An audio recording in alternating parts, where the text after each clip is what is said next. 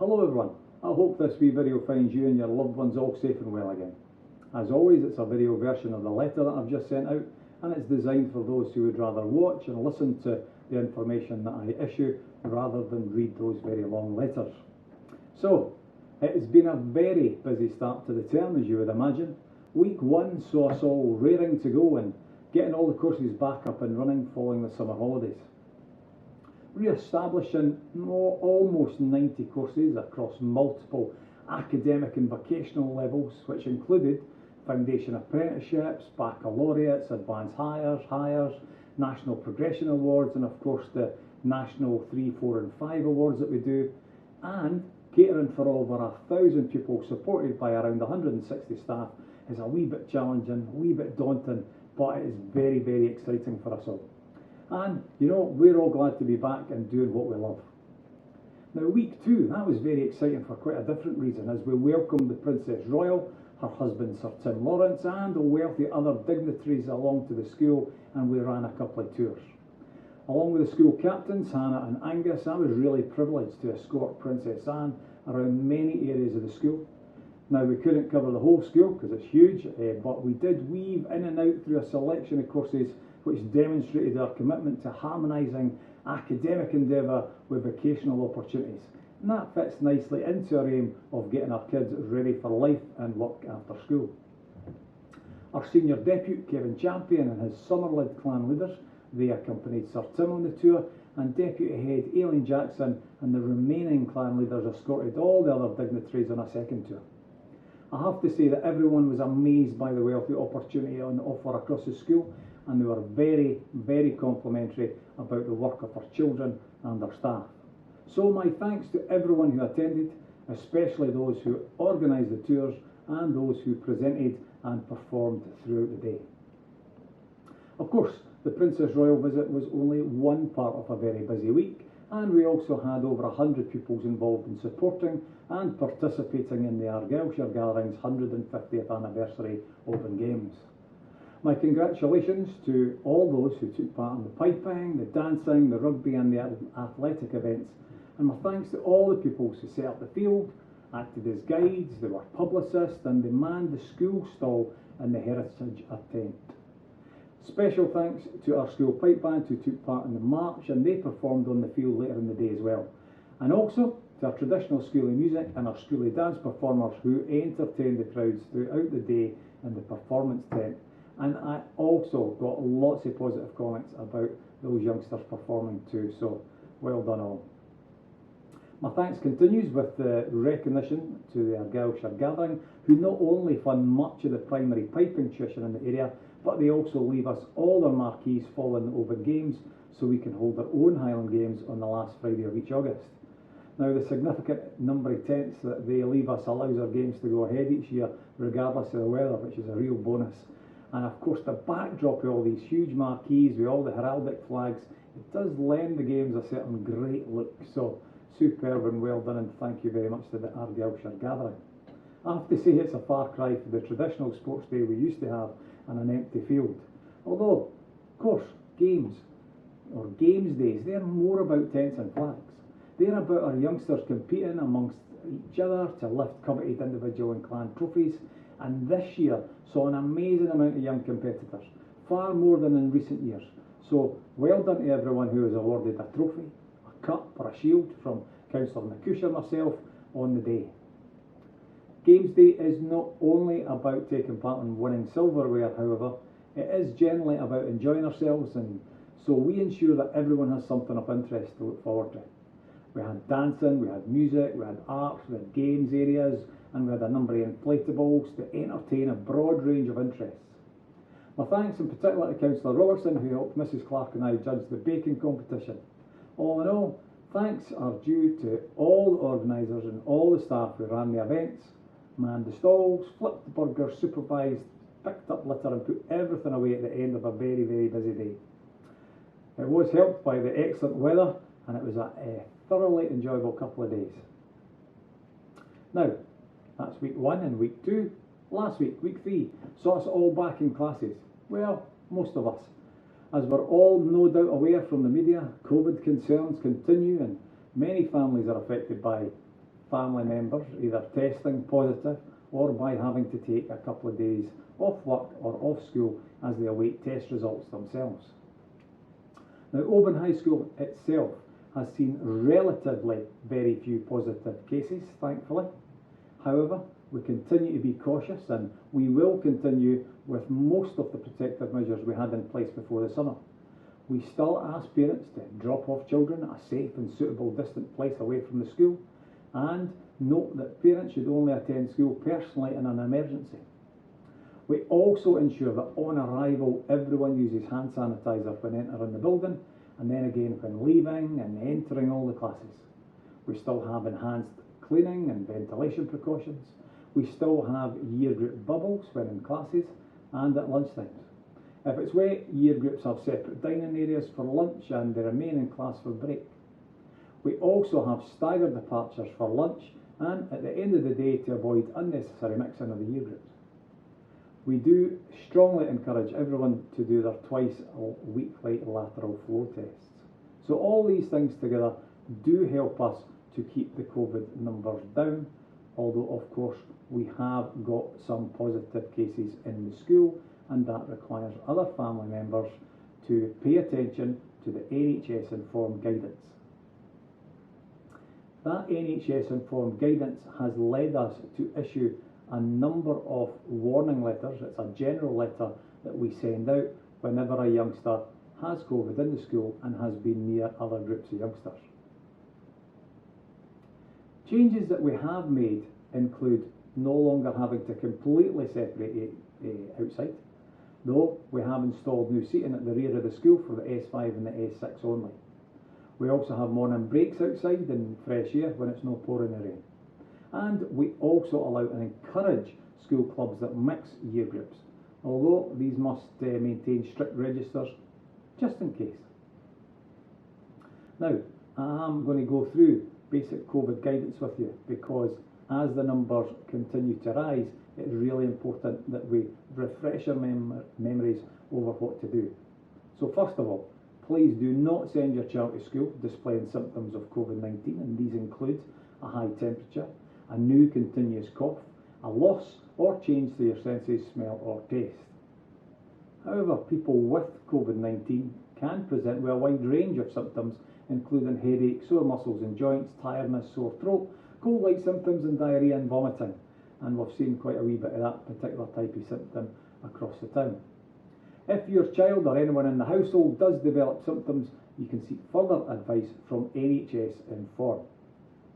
If there is a positive case in the household, everyone should self-isolate and book a PCR test. Please keep the school informed of the positive lateral flow tests and the subsequent results of PCR tests if you don't mind. Warn and inform letters that I just mentioned are now being sent from the school and not from NHS directly anymore. That's just a change from the last few days. However, if a young person is a considerable close contact, then NHS will contact you directly, not the school. Warn and inform letters are quite broad, they're sweeping, and they're not there to cause alarm. It's just to keep you abreast that there is COVID in the area, and there will have been COVID in that year group. These are currently being issued to pupils who have been in classes with a positive case 2 days before a pupil has been identified as positive.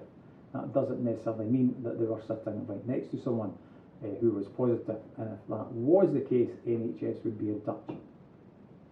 The school and NHS Highlands Health Protection Team are in regular contact with one another to support and keep the community safe and to share information like I'm sharing with you just now, which has come from the NHS. Now, the flu vaccine has been reported in the media, and quite rightly. The school flu immunisation programme will be offering all secondary school pupils in Scotland the flu vaccine this year. It's normally given at school between September and December, and I ask you to please note that vaccinators this year will be wearing personal protective equipment, PPE, including a mask and a visor to comply with the UK infection prevention and control measures. This is due to the potential sneezing risk of pupils when they administer that nose spray that they give when they're doing the flu vaccines. S1 flu immunisations will take place on Monday the 20th of September. Consent forms were handed out last week, so could you please ask pupils to return these as soon as possible? UCAS is an important issue at this time, and although the deadline is not till January, we do try and get the youngsters, the senior youngsters, to pay attention to this earlier in the term, which is a hard task. However, if your son or daughter is in S5 and S6 and applying to university this year, can you please ensure they join the Google Classroom, the code's in the letter, and they can register for their UCAS account, ideally by, in fact that was last Friday, so they should be registering for that UCAS account now. There will be a programme of active support over the next few months to help young people apply to university, college, apprenticeships, etc. But we would remind everyone to pay heed to the deadlines. That's really important. And please be proactive in communicating with your teachers, guidance colleagues and the deputies, especially concerning references that we need to write for you, and to help you complete the personal statements. They're usually the last thing that's kept to last, but they don't have to be. Now let me turn my attention to the Education Maintenance Allowance, the EMA. EMA is a weekly payment of £30. It's paid fortnightly in arrears for eligible students who are planning to continue in post-compulsory education, basically if you stay on the 5th and 6th year. The allowance is payable fortnightly in arrears during the term time, and the payments will be made direct to our pupils' accounts. However, if you don't come to school, unless you've got a valid reason like you're ill, then the EMA payments will not be paid out. So please keep your attendance up, and if there's any issues at all, contact your guidance teacher and keep them informed. Who's entitled to these EMAs then? So the entitlement is basically if you are 16 to 19 years old and you attend the school in anywhere in Argyll and Bute and you come from a low household income, you may be eligible to receive financial assistance from the Education Maintenance Allowance. More information and an application can be found by applying to your guidance teacher, or you can go on to the Argyll and Bute website and just type in EMA and it will come up. There's also information there with regard to a clothing grant, which can be paid up to about £150. So please use the Argyll and Bute Council link on either clothing grants or EMAs or indeed free school meals, and there could be money available or support available to you. As you know, I regularly say to you, if you require any support at all, whether that be financial or resource driven or IT driven or learning driven, please just contact us. We are here to try and help you as much as possible. Now we are talking about senior pupils, and one of our biggest partners in helping senior pupils is Skills Development Scotland. Open High School works closely with Skills Development Scotland to provide up-to-date careers advice and support for all our pupils. Skills Development Scotland, SDS is the short term for it. It's a national skills body which delivers Scotland's career service. Careers advisors deliver career information, advice and guidance in all schools, and not just to the seniors but for S1 all the way through to S6.